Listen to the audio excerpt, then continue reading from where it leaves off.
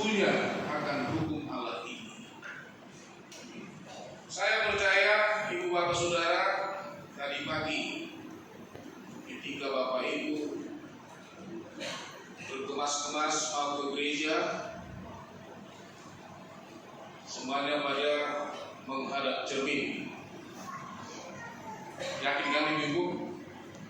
Berkaca dong subuh. Ya pastilah dipandangi wajahnya seperti apa. Di mana makeupnya yang masih terlalu tipis atau terlalu tebal, kan bisa saja terjadi seperti itu. Nah, lewat cermin ini kita bisa melihat seperti apa kita, wajah kita, rambut kita. Nah, tentu dengan bantuan cermin ini kita bisa mengevaluasi, bahkan mengoreksi titik-titik lemahnya di mana, supaya tampak cantik. Kadang saya sering melihat orang lewat di depan gedung, tapi gedung ini punya kaca,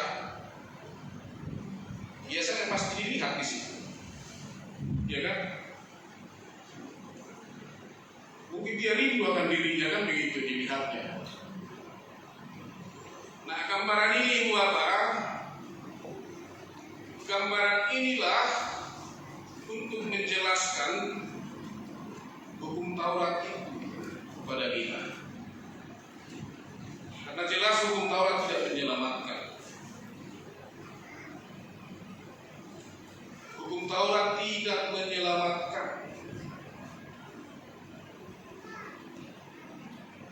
Jadi untuk apa hukum Taurat?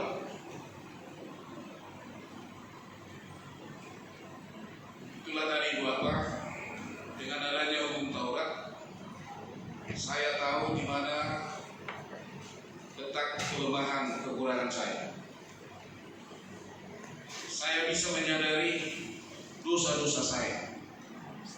Makanya di salah satu hukum Taurat itu dikatakan, jangan mencuri, jangan berdusta.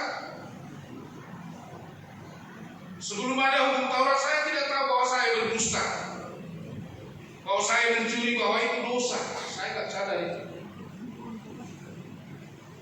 Maka dengan adanya hukum Taurat, saya diperhadapkan kepada kelemahan-kelemahan, kekurangan-kekurangan.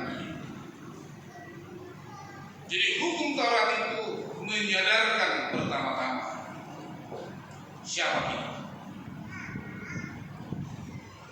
Jika Paulus mengatakan hukum Taurat tidak menyelamatkan, tentu maksudnya adalah bukan berarti hukum Taurat tidak perlu, tidak penting, bukan.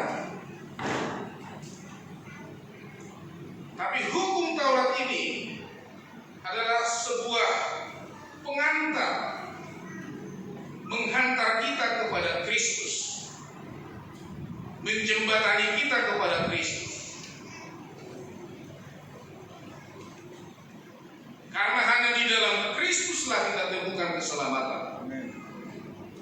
Bukan di hukum Taurat. Makanya GKPI salah satu denominasi gereja sampai hari ini kita tetap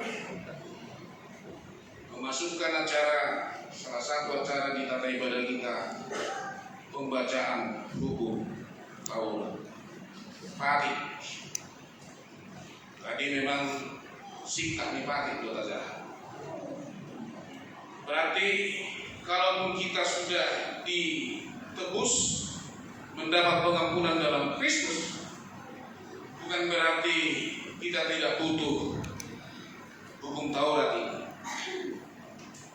Karena itu juga adalah hukum Tuhan yang digenapi di dalam diri Yesus Kristus. Nah, Ibu Bapak Saudara, kita melihat bagaimana pergolakan pikiran Paulus di sini.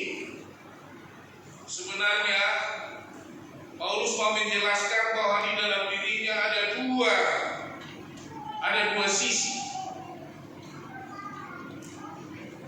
Ada dua natur,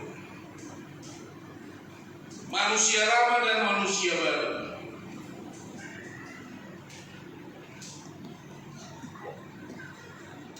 Jadi manusia lama ini adalah manusia kedagingan maksudnya. Hidupnya didominasi oleh kedagingan.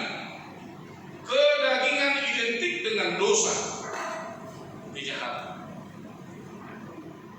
Itulah manusia lama. Manusia baru, manusia rohani, adalah manusia yang sudah percaya dan mengimani keselamatan dari Tuhan.